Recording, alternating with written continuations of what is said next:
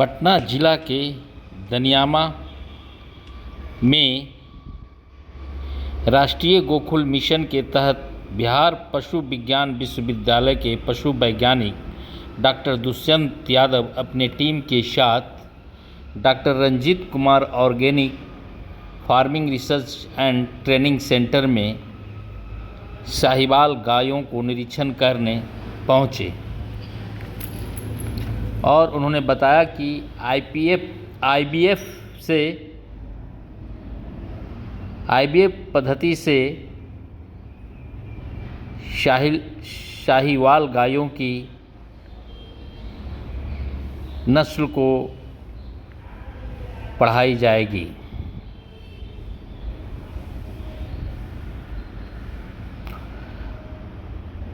उन्होंने दनियामा स्थित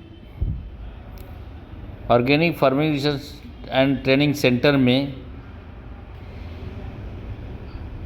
आईवीएफ प्रणाली द्वारा 21 साहिवाल गायों में साहिवाल नस्ल के उच्च स्तर के भ्रूण का प्रत्यारोपण भी अपने टीम के साथ किया।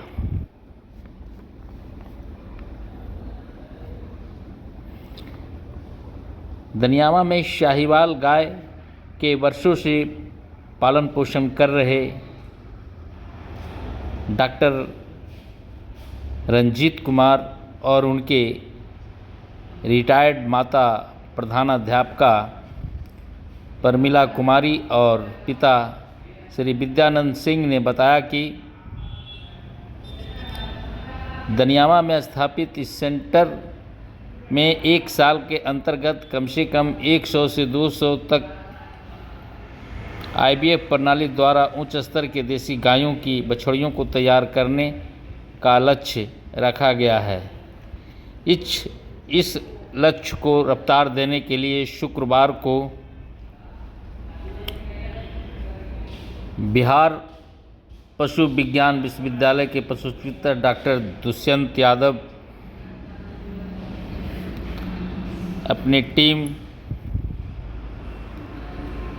Doctor Sumit Singhal, doctor SK Sheetal, doctor CS Azad, Chandrashekhar समेत दनियामा सरकारी पशु चिकित्सक के अध्यक्ष डॉक्टर मनोज अंकित चौधरी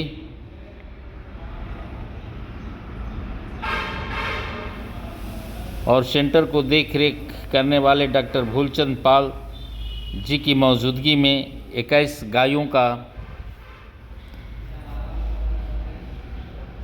साहिवाल नस्ल के उच्च स्तर के भ्रूण का प्रत्यारोपण किया।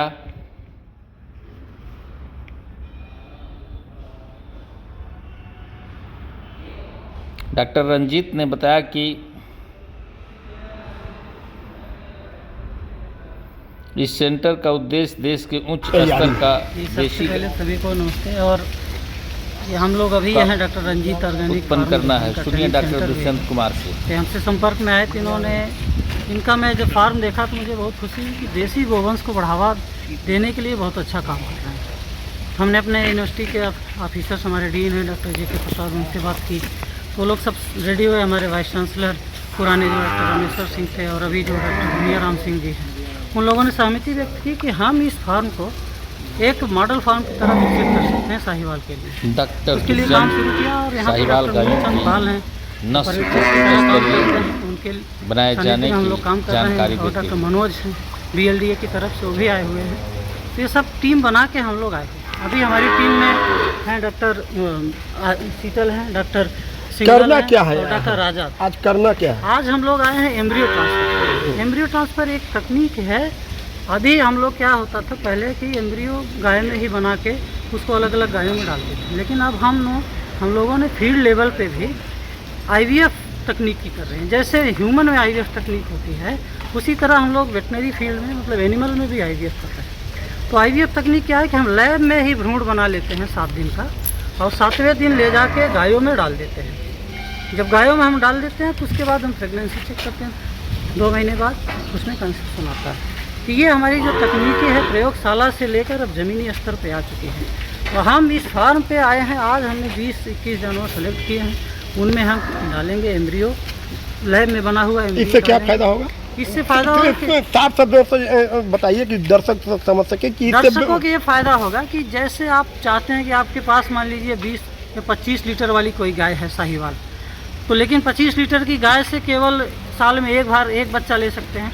लेकिन जो IVF तकनीकी है उससे साल भर में कम से कम 30-40 बच्चे उसी गाय से ले सकते हैं। वो कैसे पॉसिबल होगा कि हम उसके जो अंडे निकाल के लैब में डेवलप करते हैं एम्ब्रियो, अच्छी क्वालिटी का सीमन डालकर, और उस एम्ब्रियो को हम अलग अलग कम दूध देने वाली गायों में या रिसिपिएंट गायों में, जो हमारी एक तरह से भाई माँ बोलते हैं, उनको सरोगेट मदर बोलते हैं, उनमें डालकर हम तेज़ी से उसी एक, मान लीजिए आपके पास 20 लीटर की पूरे बिहार में 25 लीटर की साहीवाल 5-7 बची हैं, मान लीजिए इसको, तो उन 5-7 गायों से हम एक साल में कम से कम सैकड़ों गाय पैदा कर सकते हैं।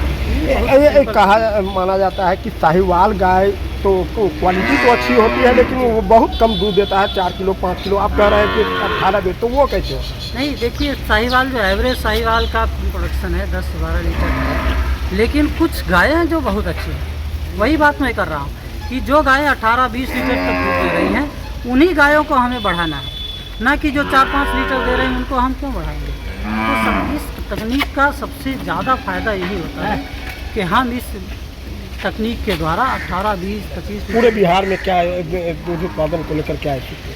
पूरे बिहार में जो दुग्ध उत्पादन का अभी वीडियो चल रहा है उसको देखते हुए हम लोग ने ये बीड़ा उठाया हमारे विश्वविद्यालय में भी कि हम इस तरह से एम्ब्रियो ट्रांसफ़र करके जो भी हमारे गौवंश बहुत कम दूध देने वाले हैं उनमें भ्रूण अगर अच्छी क्वालिटी डालेंगे तो आने वाले जो नस्लें हैं, वो जनरेशन है, वो धीरे धीरे सुधार हो जाएगा। तो आप देखेंगे 8-10 सालों में बिहार, मैं आशा करता हूँ कि अन्य राज्यों यूपी, महाराष्ट्र, इन सब जैसे राजस्थान को भी पछाड़ सकता है। तो दूध उत्पादन में